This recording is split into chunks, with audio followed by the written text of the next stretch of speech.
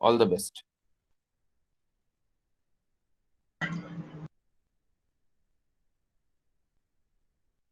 Law प्रकाश। Yes, good afternoon all.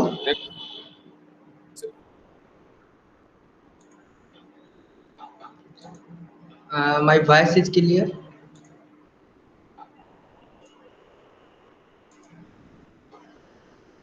आपकी आवाज break हो रही है सर। Okay, sir.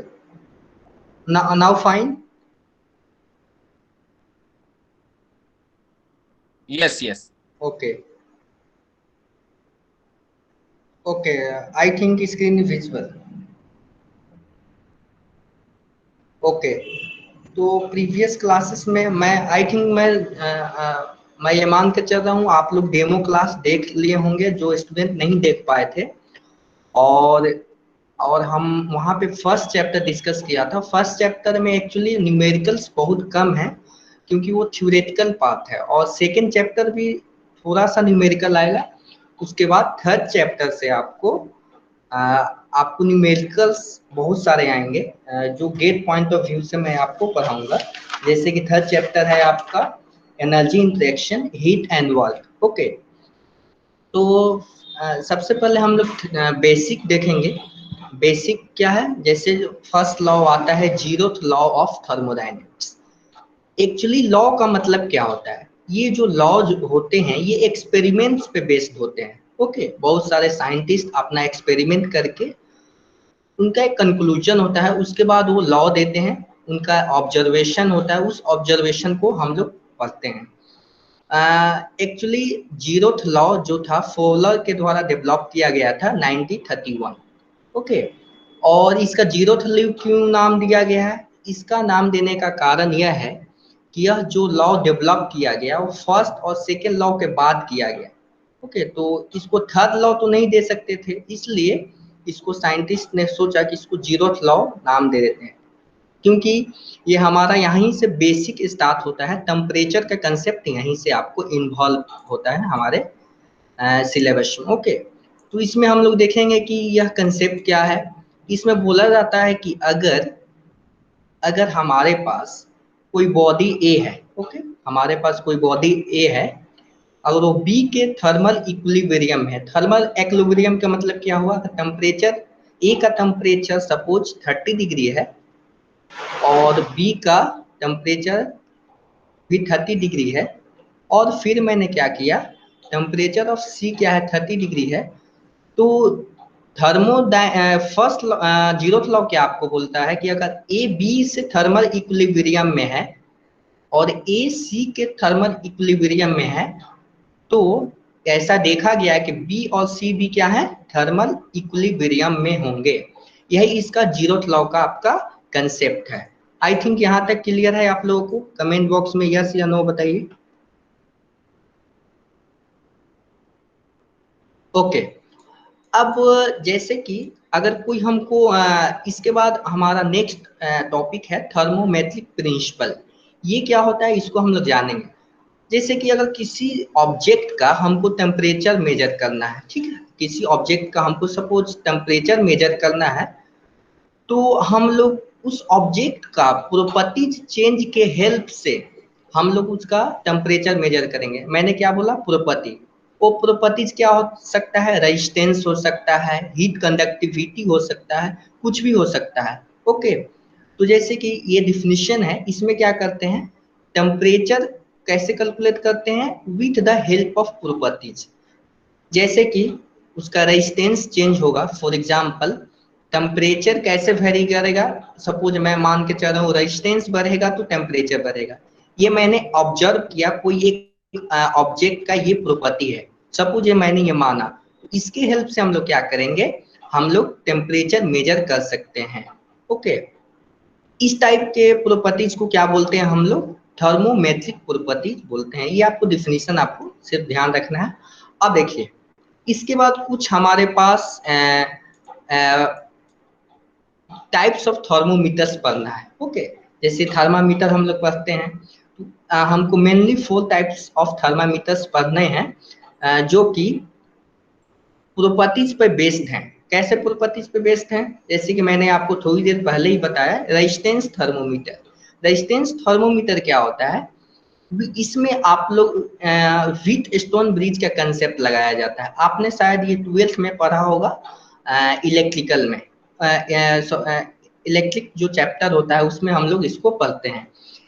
इसमें क्या होता है, इसमें व्हीट ऑन ब्रिज में आपको एक गैल्वेनोमीटर होता है यहाँ पे, और इसकी हेल्प से हम लोग क्या करते हैं, रेजिस्टेंस फाइंड करते हैं। किसका रेजिस्टेंस फाइंड करते हैं? जो हमारा अननोन है।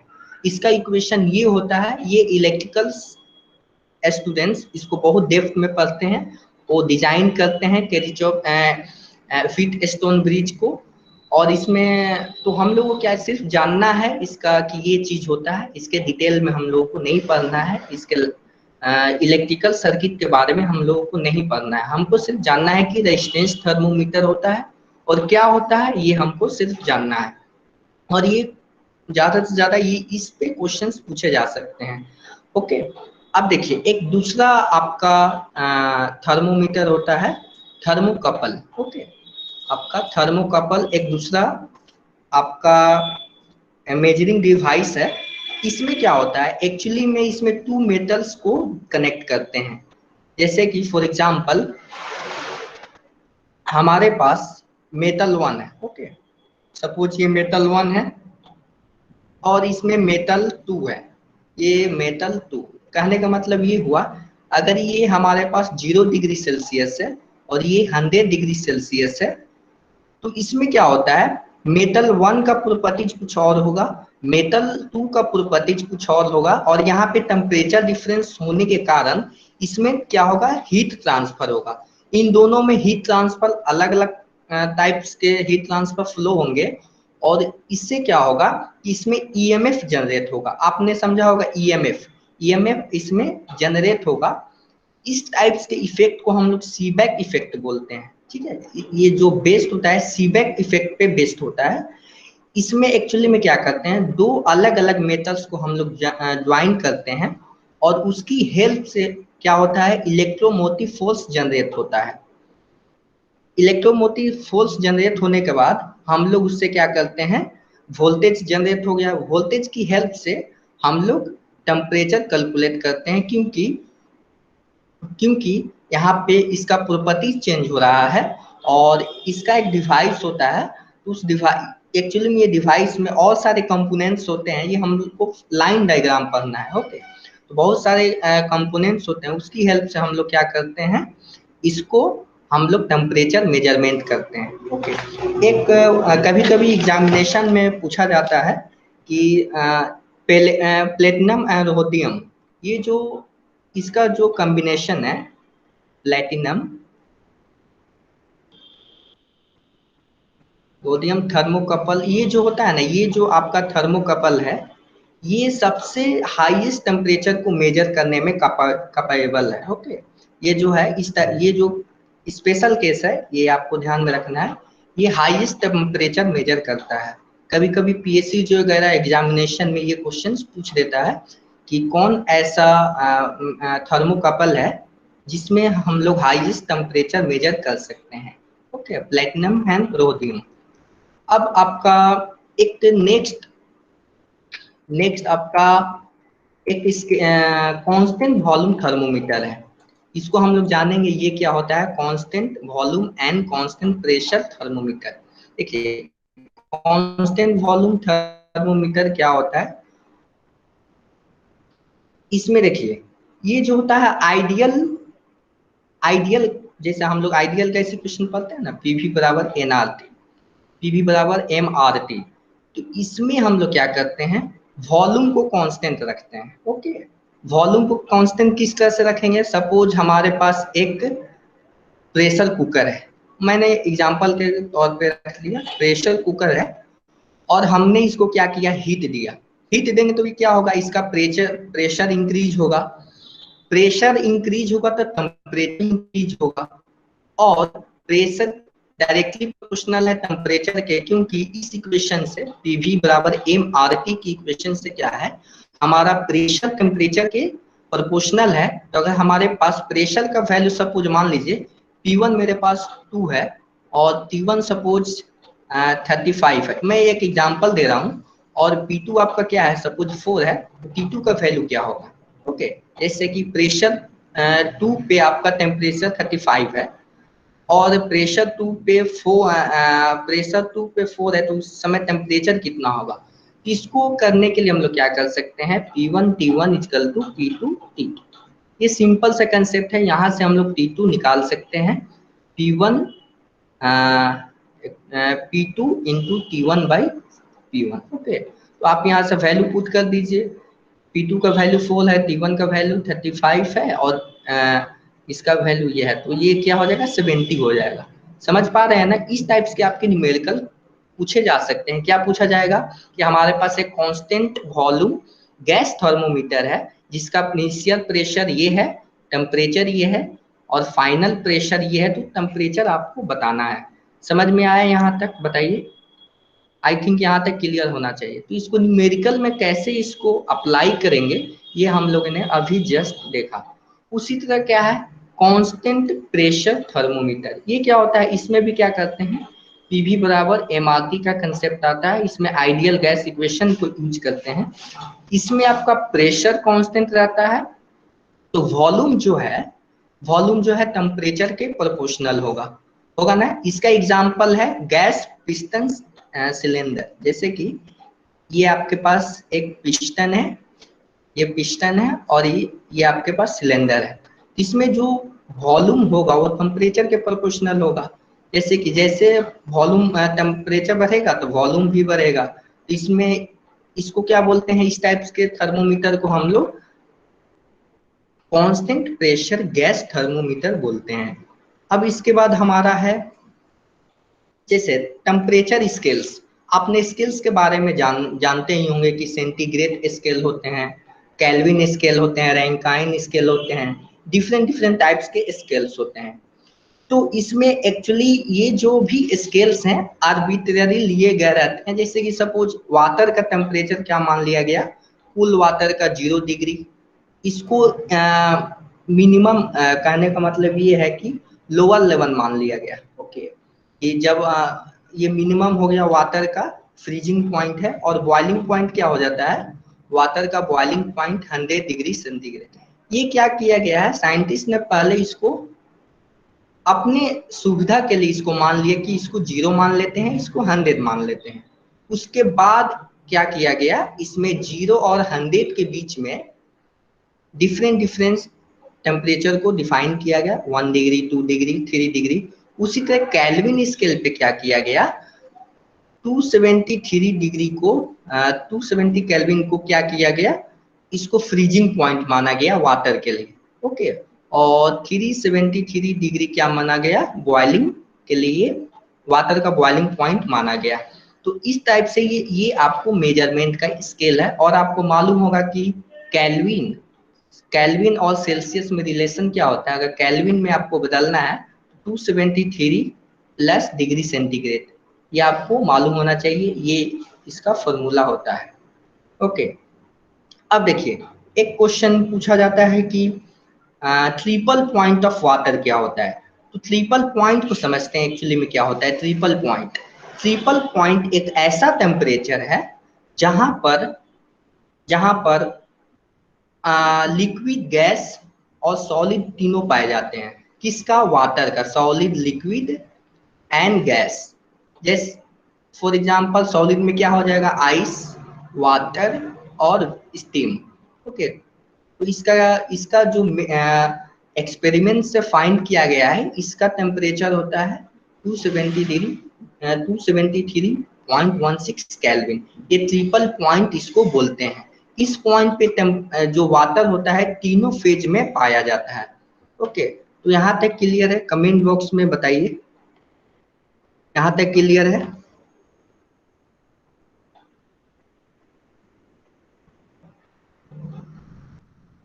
ओके, अब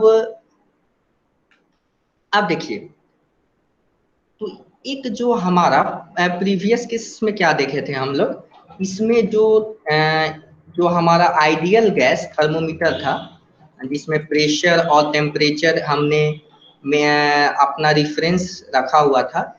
इसमें क्या था, इसमें 2 कोऑर्डिनेट्स चाहिए थे, यानी आपको टेम्परेचर और वॉल्यूम भी जानकारी होना चाहिए, तभी आप लोग क्या कर सकते हैं, उसकी हेल्प से आप लोग दूसरा टेम्परेचर और वॉल्यूम में रिलेशन निकाल सकते हैं। लेकिन ट्रिपल पॉइंट का यूज करके ट्रिपल पॉइंट की हेल्प से हम लोग क्या कर सकते हैं कि डायरेक्टली हम लोग किसी भी ऑब्जेक्ट का हम लोग टेम्परेचर निकाल सकते हैं। जैसे कि ये सपोज पीवी बराबर एमआरटी है, ओके, और इसमें वॉल्यूम क्या है, इसमें आपका वॉल्यूम कांस्टेंट है, ठीक है, वॉल्यूम कांस्टेंट है, तो प्रेशर किसके प्रोपोर्शनल हो जाएगा, टेम्परेचर के प्रोपोर्शनल हो जाएगा। और टेम्परेचर बराबर क्या लिख सकते हैं, C इंटू पी। सी क्या है, कांस्टेंट है, सी क्या है, प्रोपोर्शनलिटी कांस्टेंट है, तो यहाँ से हमारा सी का वैल्यू क्या हो जाएगा, सी को लिख सकते हैं T/P। और सी का वैल्यू हम लोग चाहते हैं ट्रिपल पॉइंट पे निकालने के लिए। एक्चुअली सी का वैल्यू तो कांस्टेंट है, तो हम लोग क्या करते हैं, हम लोग ट्रिपल पॉइंट पे इसका वैल्यू निकाल लेते हैं। क्यों निकाल लेते हैं, क्योंकि ट्रिपल पॉइंट का हम लोगों का वैल्यू मालूम है, टेम्परेचर का वैल्यू मालूम है और प्रेशर का वैल्यू हम लोग एक्सपेरिमेंट से निकाल सकते हैं। ओके, इसको हम लोग क्या कर रहे हैं, 273 1.6 by pressure of triple point. अब सपोज आपको अदर कोई अदर पॉइंट्स पे आपको टेम्परेचर फाइंड करना है, तो हम लोग क्या करेंगे, T=CP, और C का वैल्यू हमको फाइंड किए हैं। देखिए अभी C का वैल्यू फाइंड किए हैं, C का वैल्यू यहाँ सब्स्टिट्यूट कर देंगे और ये क्या हो जाएगा, प्रेशर है ट्रिपल पॉइंट इंटू P, ठीक है। तो ये आपका फॉर्मूला हो गया। इसमें क्या फॉर्मूला है आपका, इसमें यही फॉर्मूला है कि देखिए P का वैल्यू आपको मालूम रहेगा, किस पॉइंट पे किस प्रेशर पे हमको टेम्परेचर निकालना है। ओके, देखिए यहाँ पे आपको इसका वैल्यू मालूम रहेगा, किस प्रेशर पे आपको टेम्परेचर निकालना है, वो तो आप प्रेशर गेज से मेजर कर लेंगे, और प्रेशर एट ट्रिपल पॉइंट भी आपको दिया रहेगा, और उसकी हेल्प से क्या कर सकते हैं, टेम्परेचर आप लोग फाइंड कर सकते हैं। ओके, तो ये आपका बेनिफिट है इस ट्रिपल पॉइंट मेथड का यूज करके। ओके, तो यहाँ तक क्लियर है, बताइए, यहाँ तक क्लियर है। ओके, इस पे बेस्ड हम लोग एक न्यूमेरिकल देखेंगे। न्यूमेरिकल क्या है, उसको सबसे पहले हम लोग जानेंगे न्यूमेरिकल इसमें किस टाइप से आपको पूछे जाते हैं। देखिए एक क्वेश्चन है, आपको ये ध्यान में, सबसे पहले इस क्वेश्चन को हम लोग समझेंगे। देखिए thermometric properties x of A thermometer varies with temperature. Okay, जैसे कि जो टेम्परेचर T है वो कैसे वेरी कर रहा है, ax² प्लस बी के इस तरह से हमारा वेरी कर रहा है। और x क्या है, x आपका सेंटीमीटर है, x का जो आपका यहाँ पे डायमेंशन दिया हुआ है, देखिए x जो है सेंटीमीटर में है और टेम्परेचर जो है डिग्री सेंटीग्रेड में, ये क्वेश्चन में आपको दिया हुआ है। और a और b क्या है, कॉन्स्टेंट्स है। Okay, at ice point 0 degree Celsius and steam points, the value of x equal to 5 centimetre and 20 centimetre. Okay, अब आपसे पूछा क्या गया है, अगर x का वैल्यू 15 सेंटीमीटर होगा तो उस समय का टेम्परेचर क्या होगा। ओके, इसका क्वेश्चन आपको बताना है, इस क्वेश्चन का आंसर आपको फाइंड करना है। एक्चुअली में क्वेश्चन को समझेंगे, क्वेश्चन को क्या बोला गया है और क्या पूछा गया है। ये देखिए टेम्परेचर है, टेम्परेचर का इक्वेशन दिया गया है। इक्वेशन क्या है, ये x जो है जैसे जैसे लेंथ बढ़ा रहे हैं उसका क्या हो रहा है, उसका टेम्परेचर भी इंक्रीज कर रहा है। ये उसका प्रॉपर्टीज है, प्रॉपर्टीज किस पे डिपेंड कर रहा है, लेंथ पे डिपेंड कर रहा है। तो यहाँ पे देखिए इस क्वेश्चन में आपको दिया गया है कि 0 डिग्री सेंटीग्रेड पे क्या 5 का वैल्यू 5 सेंटीमीटर है, तो टेम्परेचर क्या है 0 डिग्री है। तो at x equal to 5 centimetre, t का वैल्यू कितना है हमारा 0 है। तो इस इक्वेशन में उसको रखेंगे उसको रखने का क्या फायदा होगा, ए और बी हम लोग बारी बारी से निकाल सकते हैं, क्योंकि कांस्टेंट को निकालना बहुत जरूरी है। जो ए और बी जो हमारे कांस्टेंट है हमारे पास, उसको निकालेंगे तभी हम लोग उसका हम लोग आगे जो हमसे पूछा गया है वो हम लोग निकाल सकते हैं। जैसे कि यहाँ पर ये देखिए 0 रख दिया, टी का value 0, A into 5² plus B. Okay, तो ये इक्वेशन क्या हो जाएगा हमारा, 25 A equal to B minus B, ये हमारा इक्वेशन 1 हो जाएगा। और सेकेंड इक्वेशन क्या हो जाएगा, x इक्वल टू आपके पास देखिए क्वेश्चन में क्या बोला गया है, 20 centimetre at x equal to 20 centimetre.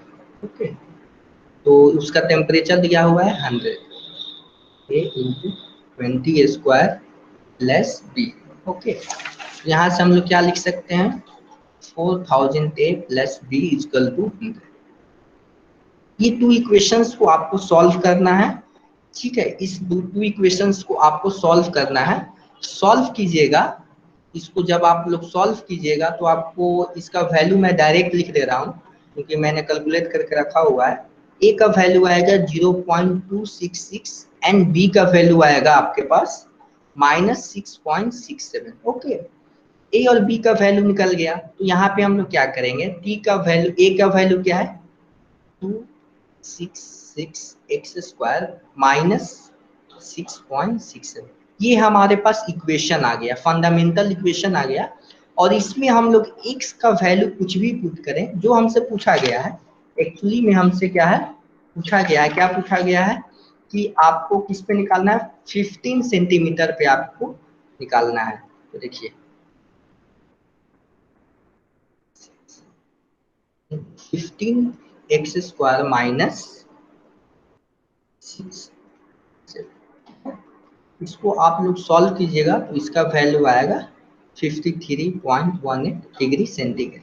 Okay, यहाँ तक बताइए क्लियर है। देखिए हम लोग कैसे प्रॉपर्टीज का यूज करके हमने न्यूमेरिकल सॉल्व किया। आई थिंक यहाँ तक क्लियर होना चाहिए। बताइए इस न्यूमेरिकल में कोई डाउट है तो बताइए, इस न्यूमेरिकल में कोई डाउट है तो बताइए, क्योंकि गेट में सेम टू, ये गेट का ही क्वेश्चन है, ये सेम टू सेम इस टाइप के क्वेश्चंस पूछे जाते हैं। इसमें क्या करना है, आपको न्यूमेरिकल सॉल्व करना है। वो आपको कैसे आएगा, न्यूमेरिकल में न्यूमेरिकल को आपको सही ढंग से सॉल्व करना है ताकि आप उसमें कोई सिली मिस्टेक ना करें। ओके, अब देखिए इसके बाद हमारा एक और आपके पास क्वेश्चन है। इस क्वेश्चन को पढ़िए और इसका आंसर बताइए। मैं आपको 2 मिनट्स का टाइम दे रहा हूँ, इस क्वेश्चन को पढ़िए और आप इसका आंसर बताइए। For which of the flowing situations zeroth law of thermodynamics will not be valid. इसमें से ए बी सी डी में से कौन ऐसा सिचुएशन है जो कि जीरोथ लॉ हम लोग अप्लाई नहीं कर सकते। आप बताइए आंसर, कुछ भी दीजिए, कम से कम आप लोग आंसर देने का ट्राई कीजिए। ये मत ध्यान रख, ये मत सोचिए कि गलत हो जाएगा, आपको आंसर देना है। गलत होगा तो हम लोग देखेंगे कौन सा आंसर सही है। इस क्वेश्चन को बताइए कौन सा होगा आंसर।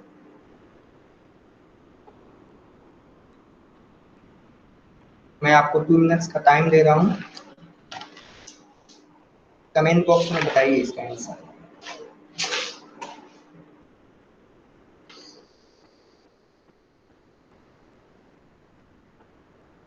ओके, चिन्मय ने ए दिया, गणेश का भी ए है। ओके, ए ओके ओके, थोड़ा सा दिमाग लगाइए, किसी का कोई भी आप लोग कॉपी नहीं कीजिएगा आंसर, क्योंकि आंसर गलत भी हो सकता है जो स्टूडेंट दिए हैं।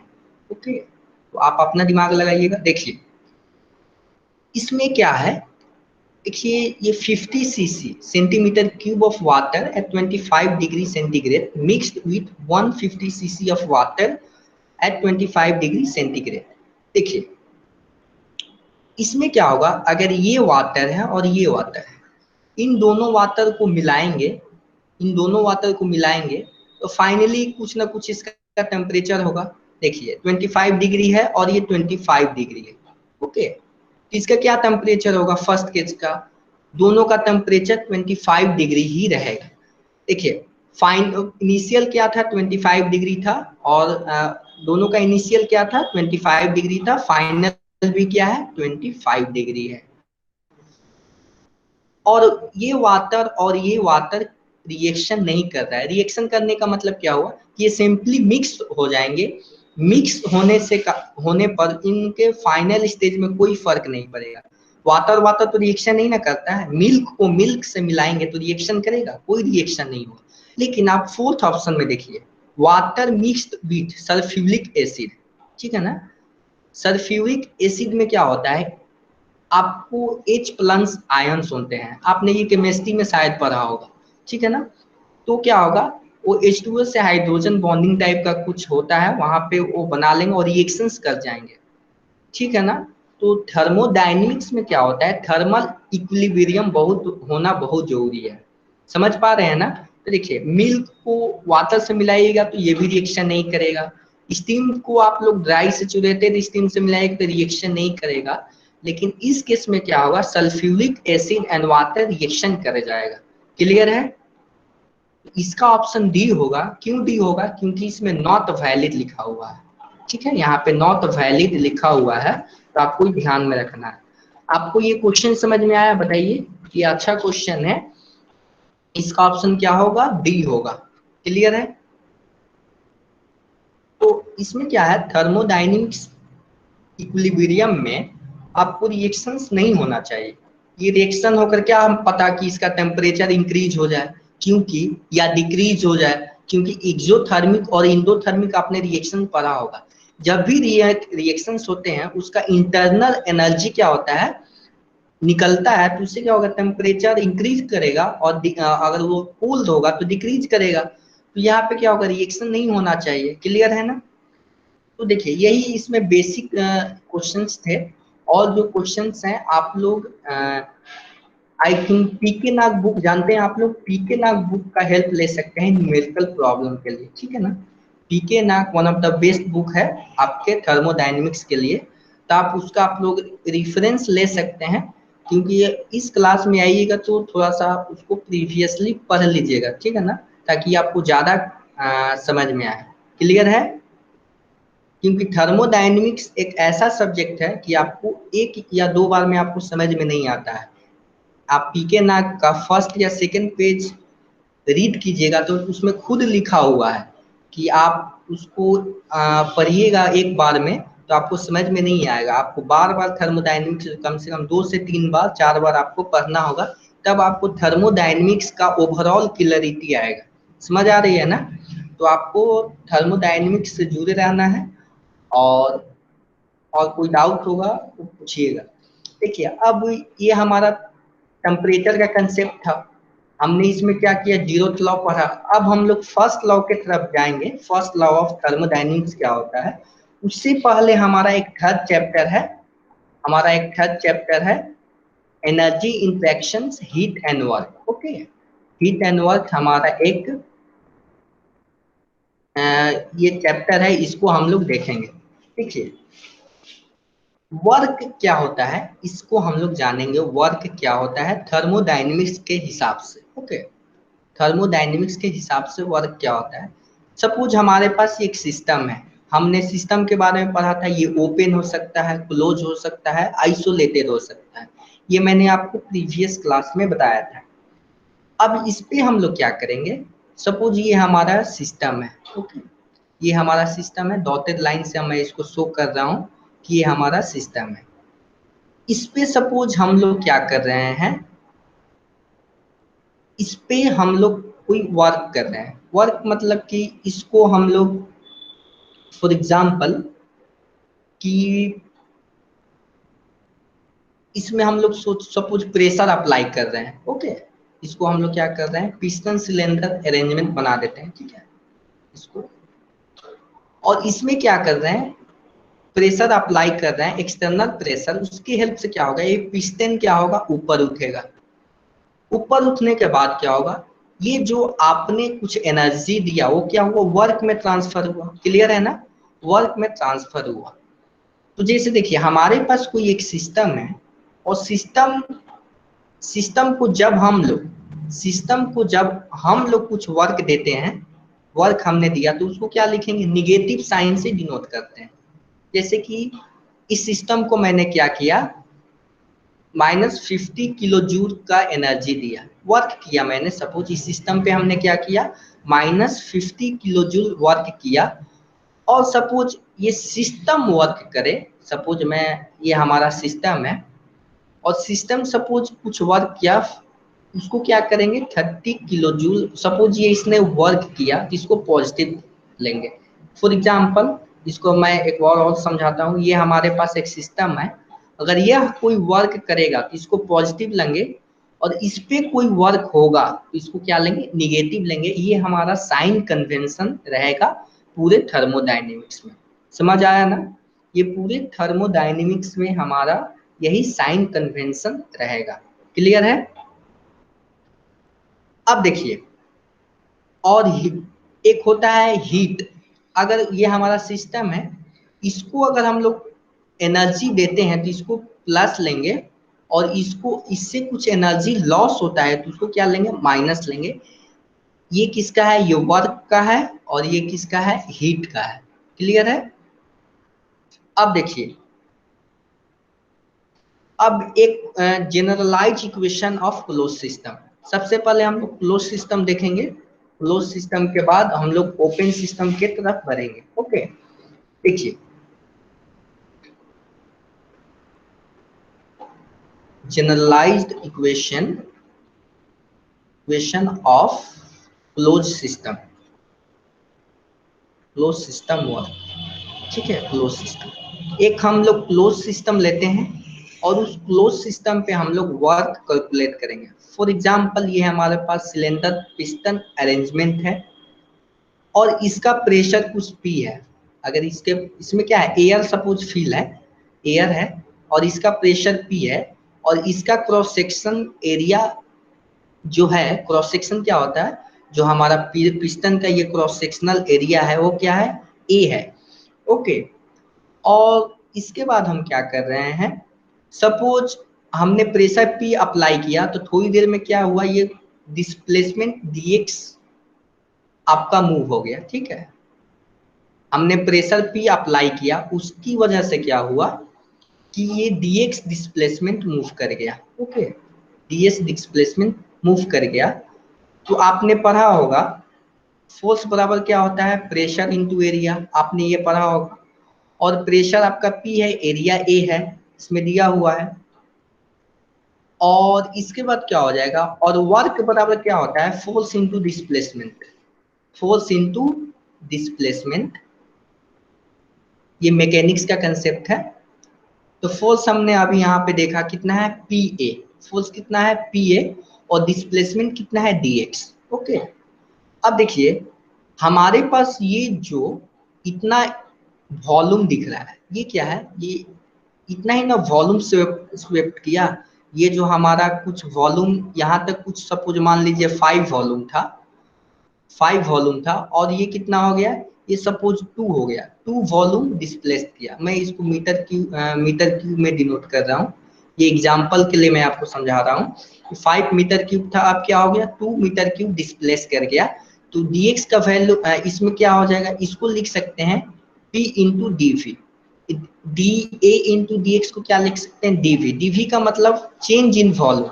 ओके, v का मतलब क्या है, यहाँ पे चेंज इन वॉल्यूम। ओके, तो ये आपका क्या हो जाएगा, वर्क बराबर हो जाएगा P dv। ये आपका क्या हो जाएगा, क्लोज सिस्टम के लिए एक जनरलाइज्ड इक्वेशन हो गया। इस इक्वेशन को हम लोग बोलते हैं, क्या बोलते हैं, क्लोज सिस्टम वर्क। ये जो हमने क्लोज सिस्टम वर्क निकाला है किसके लिए, क्लोज सिस्टम के लिए।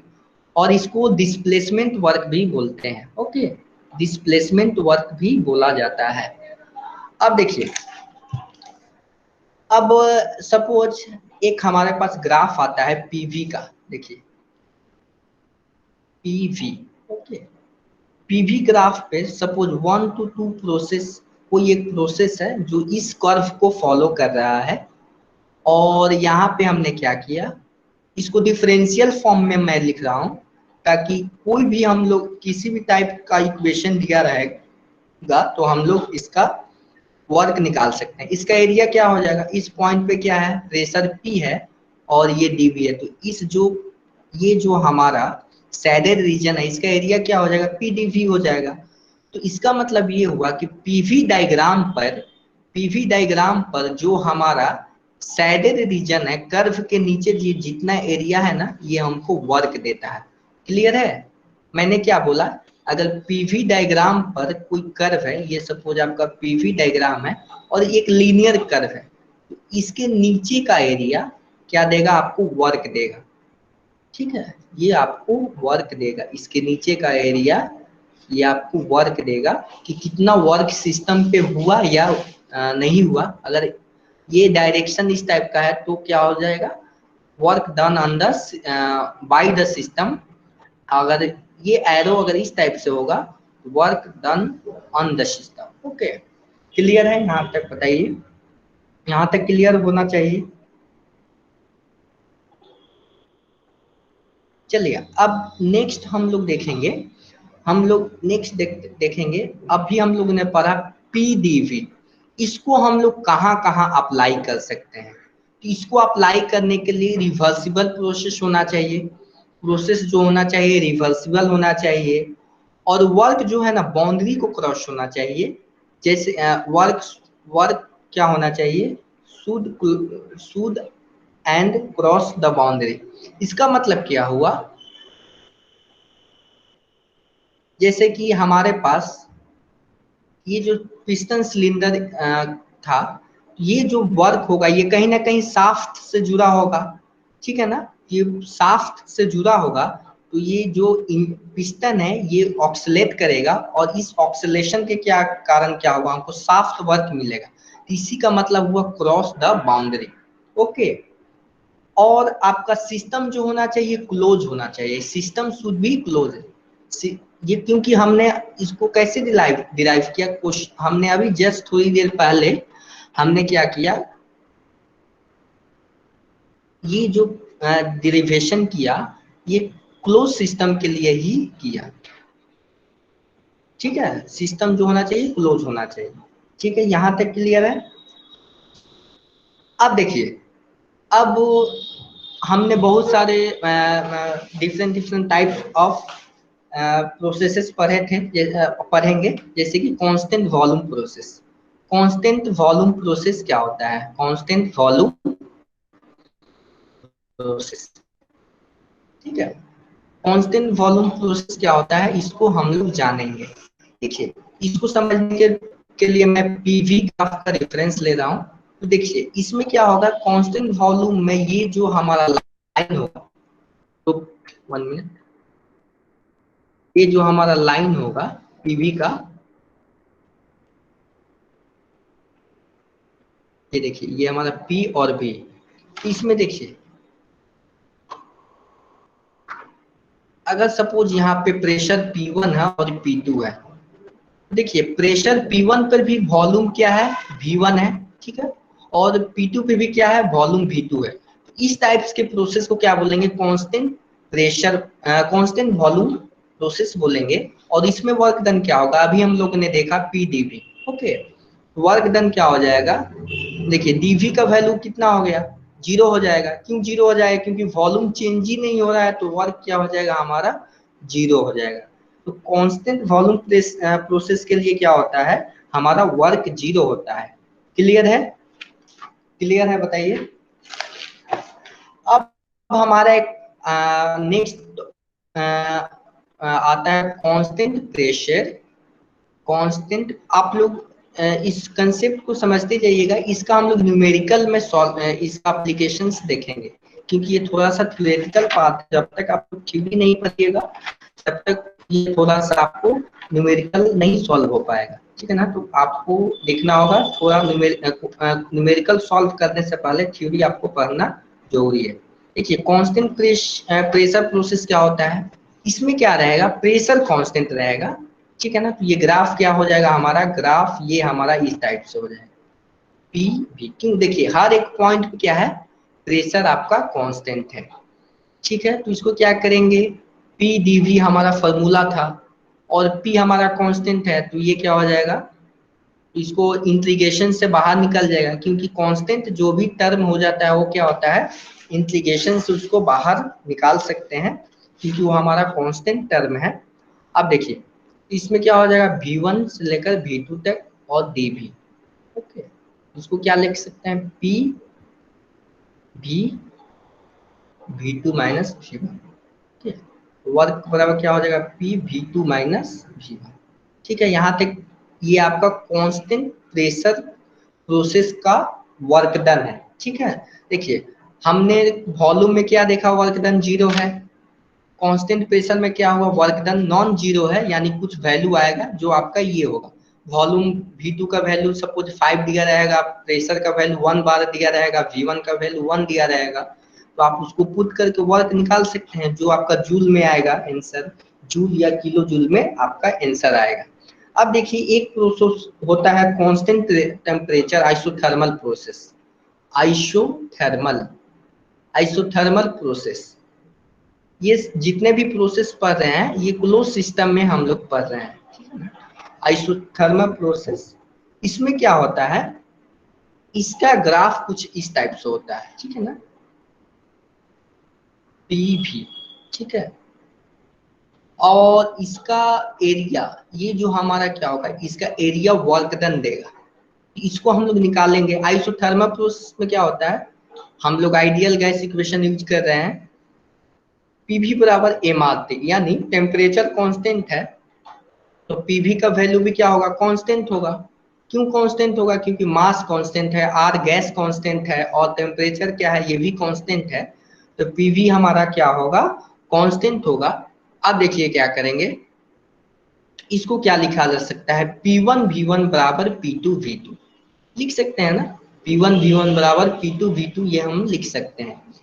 इसके बाद अब देखिए हमने थोड़ी देर पहले ही देखा था, किसी ये इक्वेशन किसी भी के लिए भी वैलिड है, जो प्रोसेस रिवर्सिबल हो, क्लोज सिस्टम हो और क्या हो, हमारा बाउंड्री को क्रॉस करता हो। इसको क्या लिख सकते हैं, P का वैल्यू यहाँ से हम लोग पुट करेंगे और इसको इसको लिख सकते हैं C। देखिए P का वैल्यू लिखेंगे C/V dV। किसका यूज किया हमने, इस इक्वेशन का यूज किया, यहाँ पे P को लिखा जा सकता है C/V। ओके, इस इक्वेशन का यूज किया और C ln इसको लिख सकते हैं V1 V2। Okay, ln V, आप लोगों को इंटीग्रेशन आना चाहिए क्योंकि इसमें इंटीग्रेशन का बहुत यूज है। इसको क्या लिख सकते हैं, C ln V2/V1। ओके, तो C का वैल्यू लिख सकते हैं P1 V1 ln V2/V1, और क्या लिख सकते हैं P2 V2 ln V2/V1, और क्या लिख सकते हैं, इसमें लिख सकते हैं P1 V1 ln P1/P2। ठीक है ना, ये इस टाइप से आपको इसका फॉर्मूला हो गया। तो work done on isothermal process पूछा जाएगा तो ये आपका फॉर्मूला होगा। ठीक है, और P1 V1 को क्या लिखा जा सकता है, P1 V1 को लिख सकते हैं mRT1। ओके, तो ये फॉर्मूला आपका फाइनली इस तरह से भी लिखा जा सकता है, mRT1 ln V2/V1। क्लियर है, ये आपका किसका वर्क डन है, work done of isothermal process in close system. Okay, clear है, आई थिंक यहां तक क्लियर होना चाहिए। देखिए यहाँ पे मैंने इसका डेरिवेशन किया है, डेरिवेशन आपको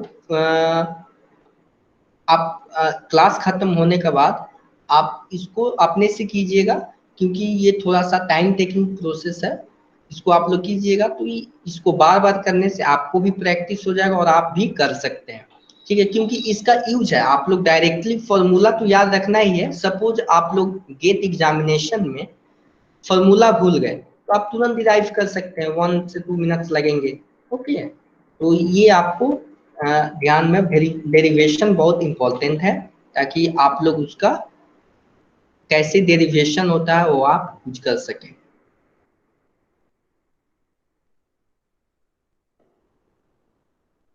okay, what is your doubt? 1 minute में देख लेता हूँ। यस, देखिए आइसोथर्मल प्रोसेस में क्या होता है, T1 बराबर T2 भी लिख सकते हैं या T लिख सकते हैं। क्यों लिख सकते हैं? अगर यहाँ का टेम्परेचर T1 का, आइसोथर्मल का मतलब यह हुआ कि टेम्परेचर ओवरऑल कांस्टेंट रहेगा। 30 डिग्री है तो 30 डिग्री ही रहेगा। क्लियर है ना? तो यहाँ पे आप T1 लिखें या T लिखें, वो क्योंकि टेम्परेचर का वैल्यू तो कांस्टेंट है, तो आप किसी से भी उसको डिनोट कर सकते हैं। क्लियर है ना? क्लियर है? इस ओके, तो आप इसको आप चाहे तो टी भी लिख सकते हैं। ठीक है, क्लियर है? आप देखिए, एक हमारे पास प्रोसेस होता है एडियाबेटिक प्रोसेस। एडियाबेटिक प्रोसेस का मतलब ये होता है कि हीट ट्रांसफर आपका 0 होना चाहिए। इसका प्रैक्टिकल एग्जांपल मैं दे रहा हूं।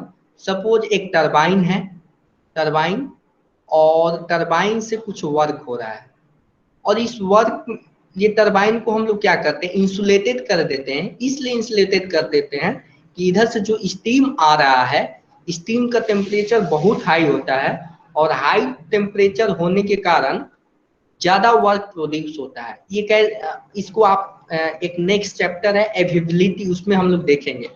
तो एडियाबेटिक प्रोसेस स्टीम टरबाइन में यूज होता है, प्रैक्टिकल एप्लीकेशन देखने को मिलता है। ठीक है ना? क्यों उसको रखते हैं? क्योंकि हीट लॉस नहीं हो, हीट कम से कम लॉस हो। लेकिन एडियाबेटिक प्रोसेस में आपका डेल्टा क्यू यानी हीट जो होता है वो 0 होता है। और एडियाबेटिक प्रोसेस का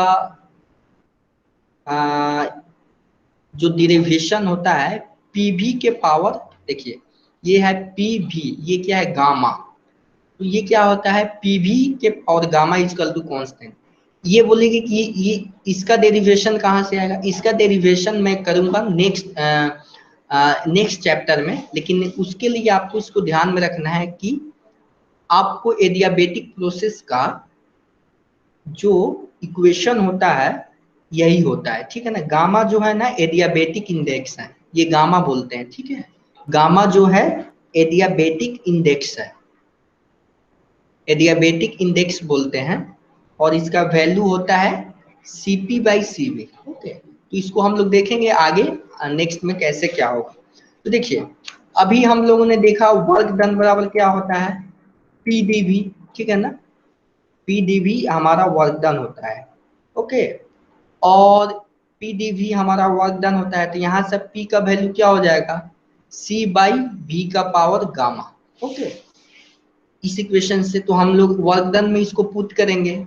वर्क डन में क्या हो जाएगा, वर्क डन में हो जाएगा C/V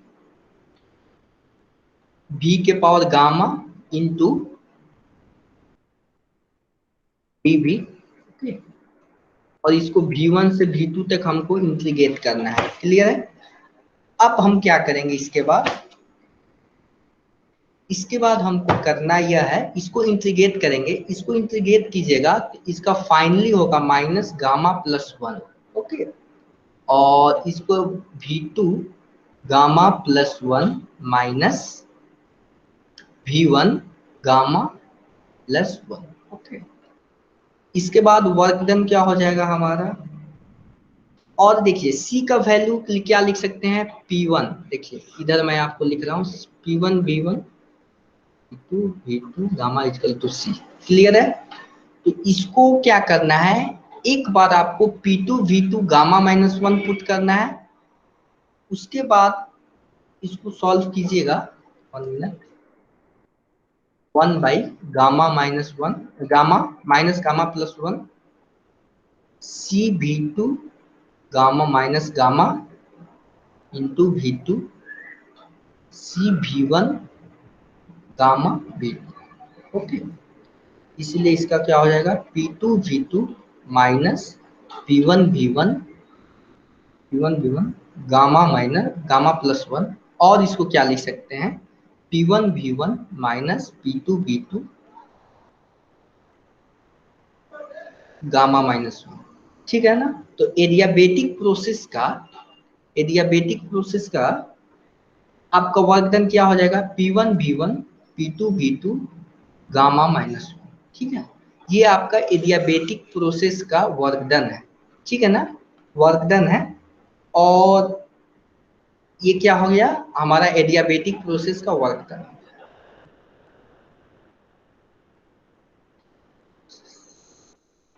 अब देखिए इसको हमने क्या किया, सिंपली इंटीग्रेट किया है और एक बार इसमें क्या किया है हमने, P1 V1 का पावर गामा, इसको हमने सब्स्टिट्यूट किया है C के बदले में।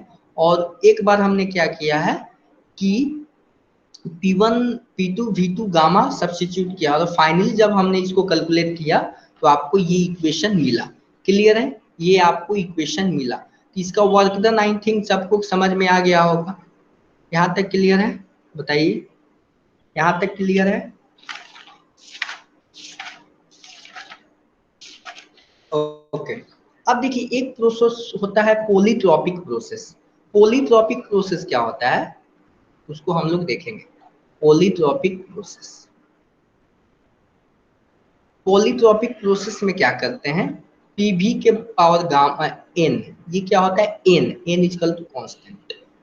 और एन का वैल्यू कुछ भी हो सकता है, 0 1 2 3 -1/2 5, कुछ भी एन का वैल्यू, ये जो आपको एन दिख रहा है इसका वैल्यू कुछ भी हो सकता है। इसीलिए पॉलीट्रॉपिक प्रोसेस बोल रहे हैं कि इसमें क्या होगा, किसी भी कोई भी प्रोसेस हो, हमारे पास प्रोसेस किसी भी टाइप्स के हो सकते हैं, लेकिन हम लोगों ने स्पेशली कुछ प्रोसेस के बारे में देखा, constant volume process, constant pressure process, adiabatic process, isothermal process. लेकिन एक ऐसा हम लोग इक्वेशन ड्राइव करेंगे जिसमें किसी भी इक्वेशन को हम लोग किसी भी प्रोसेस का वर्क डन निकाल सकते हैं, ठीक है ना। तो देखिए वर्क डन इसको निकालिएगा, इसका वर्क डन आता है P1 V1 P2 V2, okay. और n-1, इसका प्रोसीजर सेम है। देखिए प्रोसीजर कैसे सेम है, गामा की जगह पे n रख दीजिए, ठीक है ना, गामा की जगह n रखिएगा, यहाँ भी क्या हो जाएगा n आ जाएगा। क्लियर है, इसका प्रोसीजर सेम है। वर्क डन क्या होगा, इतना आएगा, ठीक है ना, वर्क डन आपका ये आएगा। लेकिन आपको ध्यान रखना है कि पॉलीट्रॉपिक प्रोसेस में वर्क डन भी क्या होगा, नॉन निगेटिव होगा, मतलब जीरो नहीं होगा, और डेल्टा क्यू भी जीरो नहीं होगा, ये आपको ध्यान में रखना है। एडियाबेटिक प्रोसेस में क्या था, डेल्टा क्यू आपका जीरो था, क्लियर है ना। लेकिन पॉलीट्रॉपिक प्रोसेस में डेल्टा क्यू जीरो नहीं होगा, इसका कुछ ना कुछ सिग्निफिकेंट वैल्यूज होगा। क्लियर है। अब देखिए कुछ हम लोग रिप्रेजेंटेशन देखेंगे किसका, वेरियस प्रोसेस का, ओके। रिप्रेजेंटेशन देखेंगे वेरियस प्रोसेस का, जैसे कि पीवी के पावर गामा कांस्टेंट हमने देखा, इस पे हम लोग क्या कर रहे हैं, एक बार एन का वैल्यू जीरो रखते हैं, ओके। एन का वैल्यू जीरो रखेंगे तो क्या हो जाएगा, पी बराबर कांस्टेंट हो जाएगा। क्लियर है। अगर एन का वैल्यू 1 रखेंगे, एन का वैल्यू 1 रखेंगे तो पी भी बराबर कांस्टेंट हो जाएगा। ये क्या हो जाएगा, ये आपका आइसोबारिक प्रोसेस हो जाएगा, यानी कांस्टेंट प्रेशर प्रोसेस। ये क्या हो जाएगा, आइसोथर्मल प्रोसेस हो जाएगा। और से अगर इसका वैल्यू, अगर हम लोग n इक्वल टू गामा रखते हैं तो क्या हो जाएगा, पीवी के power gamma equal to constant हो जाएगा। ये हमारा एडियाबेटिक प्रोसेस हो जाएगा, ठीक है, एडियाबेटिक प्रोसेस हो जाएगा। और अगर सपोज हम लोग n का वैल्यू, अगर n का वैल्यू सपोज हम लोग इन्फिनिटी रखते हैं, n का वैल्यू इन्फिनिटी रखते हैं, तो ये हमारा क्या हो जाएगा, इसको लिख सकते हैं, ये हमारा कांस्टेंट वॉल्यूम प्रोसेस हो जाएगा, ठीक है, कांस्टेंट वॉल्यूम प्रोसेस हो जाएगा। अब देखिए इसको क्या करेंगे, इसको ग्राफ पे प्लॉट करेंगे बारी बारी से। देखिए हमने अभी थोड़ी देर पहले बताया था कि पीवी डायग्राम पे हम लोग क्या करते हैं, ग्राफ को प्लॉट कर सकते हैं। देखिए पीवी डायग्राम है, और इस पीवी डायग्राम में हमने ये बताया था, इस तरह का जो लाइन होता है कांस्टेंट प्रेशर लाइन होता है, P बराबर C कांस्टेंट, ठीक है।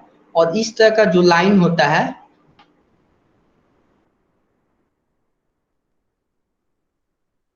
ये जो हो गया ये आपका क्या हो जाएगा, कांस्टेंट वॉल्यूम V बराबर C, यानी इस केस में n कितना होगा, 0 होगा, और इस केस में n कितना होगा, इंफिनिटी होगा। क्लियर है। अब क्या करना है, अब हमको आइसोथर्मल प्रोसेस देखना है। आइसोथर्मल प्रोसेस में देखा इस टाइप का ग्राफ होता है, T इक्वल टू कांस्टेंट और इसका k n का वैल्यू क्या हो जाएगा, 1 हो जाएगा।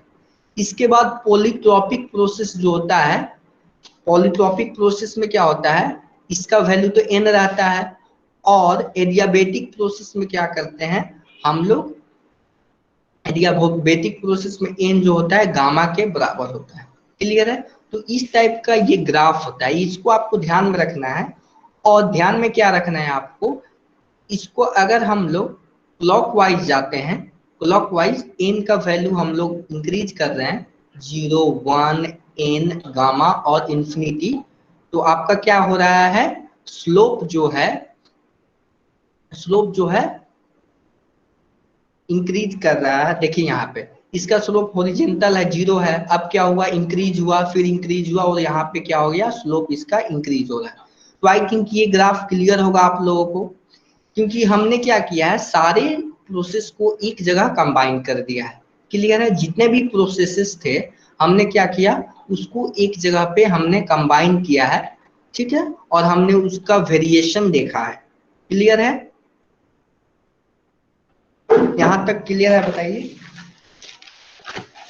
ओके, अब हमको relationship between slope of isothermal and adiabatic curve के बीच में स्लोप देखना है। जैसे कि आपको मालूम होगा कि आइसोथर्मल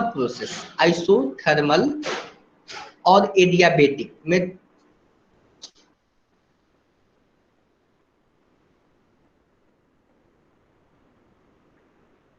इसका स्लोप का डिफरेंस देखेंगे।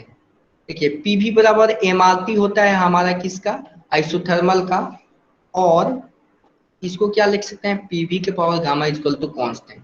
ओके, अब इसको हम लोग क्या लिखेंगे, इसको डिफरेंशिएट करते हैं इस इक्वेशन को, P DV less V DP equal to 0, और यहां से क्या होएगा, DP by DV equal to minus V. Okay, और इस इक्वेशन को डिफरेंशिएट करेंगे तो क्या होगा हमारा, T gamma V gamma minus 1 DV plus V gamma DP equal to 0। और इसको फाइनली आप लोग जब इसको डीपी बाई डीवी कैलकुलेट कीजिएगा तो minus gamma DP by minus gamma P by V, तो क्या लिख सकते हैं यहां से, देखिए ये एडियाबेटिक का स्लोप है और ये आइसोथर्मल का स्लोप है। यहां से एडियाबेटिक स्लोप किसके बराबर होगा, गामा इंटू आइसोथर्मल स्लोप। ऐसा हमने इक्वेशन से देखा कि ये इनके बीच का रिलेशन आ रहा है। क्लियर है, क्लियर है, बताइए। यहां तक आई थिंक क्लियर होना चाहिए।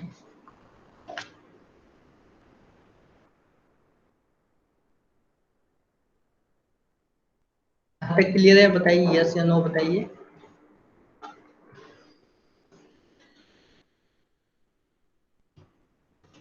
Okay,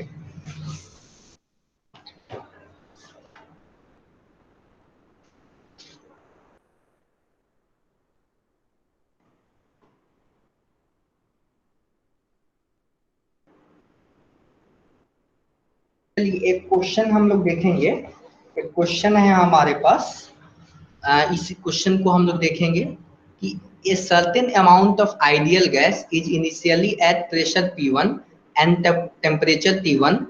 First, it undergoes a constant pressure process 1 to such that T2 बराबर 3T1 by 4. It undergoes a constant volume process to 2/3 such that T3 is equal to T1 by T1 by 2. The ratio of final volume to initial volume of the ideal gas. इस question को कैसे solve करेंगे और कैसे हम लोग process का use करेंगे ये हमको ध्यान में रखना है। देखिए इस इक्वेशन को सॉल्व करने से पहले हमने क्या किया, आपको पीवी डायग्राम मैंने बताया अभी जस्ट। देखिए इसमें क्या क्या कहा गया है, initial eight P1 and P2। तो मान लीजिए सपोज हमारा प्रेशर यहाँ पे P1 है और वॉल्यूम V1 है and undergoes constant pressure. Constant pressure कैसे जाएगा, देखिए इस कांस्टेंट प्रेशर को हमने क्या किया, इधर डिनोट किया। कांस्टेंट प्रेशर लाइन है। इसके बाद क्या होगा, ये हमारा 1 पॉइंट है, ये 2 पॉइंट है। इसके बाद क्या हुआ है, हमारा कांस्टेंट वॉल्यूम प्रोसेस गया जिसमें टेम्परेचर जो है डिक्रीज कर रहा है। अब देखिए ये हमारा फाइनली क्या होगा, इसमें क्या है, हमारा प्रेशर कांस्टेंट है और इसमें क्या है, वॉल्यूम कांस्टेंट है। क्लियर है। इसके बाद प्रोसेस 1-2 में आपका इक्वेशन दिया हुआ है T2 equal to 3T1/4। Okay, तो हम लोग क्या लिख सकते हैं, T2/T1 इक्वल टू 3/4, ये आपको लिखा जा सकता है। इक्वेशन 1 हो जाएगा। और पीवी बराबर एनआरटी से क्या हो जाएगा, पीवी बराबर एनआरटी से, क्योंकि प्रेशर कांस्टेंट है, प्रेशर कांस्टेंट है तो हम लोग क्या लिख सकते हैं, V2/V1 इक्वल टू T2/T1 लिख सकते हैं। ठीक है, तो यहाँ से क्या हो जाएगा, देखिए यहाँ पे T2/T1 का वैल्यू आया है, यहाँ लिख सकते हैं 3/4। ओके, 3/4 लिखा जा सकता है V2/V1 का, ये हमारा सेकेंड इक्वेशन हो जाएगा। और एक और इक्वेशन दिया हुआ है क्वेश्चन में T3 equal to T1/2। Okay, अब यहाँ पर इक्वेशन में देखिएगा किसका रेशियो पूछा गया है, रेशियो ऑफ फाइनल वॉल्यूम।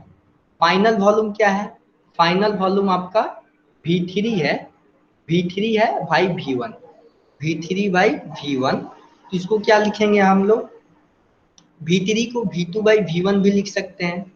ठीक है, और क्योंकि यहाँ पे V3 और V2 बराबर है, क्यों बराबर है, क्योंकि ये कांस्टेंट वॉल्यूम प्रोसेस है। और यहाँ से क्या हो जाएगा, यहाँ से हमारा, यहाँ से V3 बराबर V2 हो जाएगा। और T2/T1 का वैल्यू हमने अभी जस्ट देखा था, क्या हो जाएगा 3/4। इसका आंसर कितना हो जाएगा, 0.75 आंसर हो जाएगा। क्लियर है, यहाँ तक क्लियर है।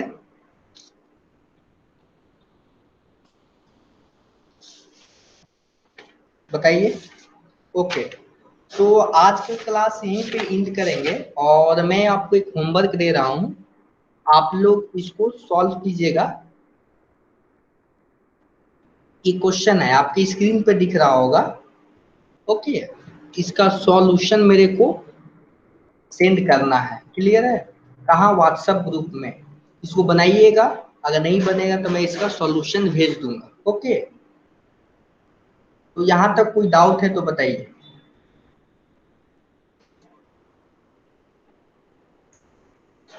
यहाँ तक डाउट है तो बताइए।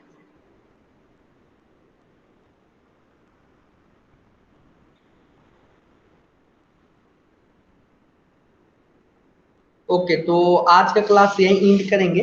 नेक्स्ट सारे स्टूडेंट्स को समझ में आया ना, यहाँ तक कोई दिक्कत तो नहीं होनी चाहिए।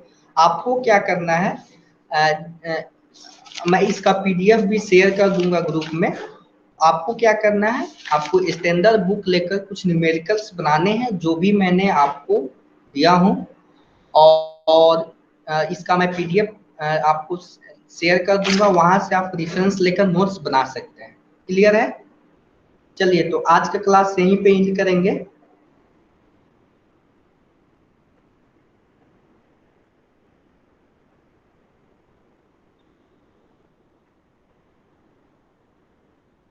Next class is on Wednesday. Wednesday को आपका एप्टीट्यूड का क्लास होगा और उसके बाद सैटरडे को आपका फिर थर्मोडायनेमिक्स होगा। क्लियर है, आपको शेड्यूल भेज दिया जाएगा। वेंसडे को आपका एप्टीट्यूड होगा, उसके बाद संडे सैटरडे को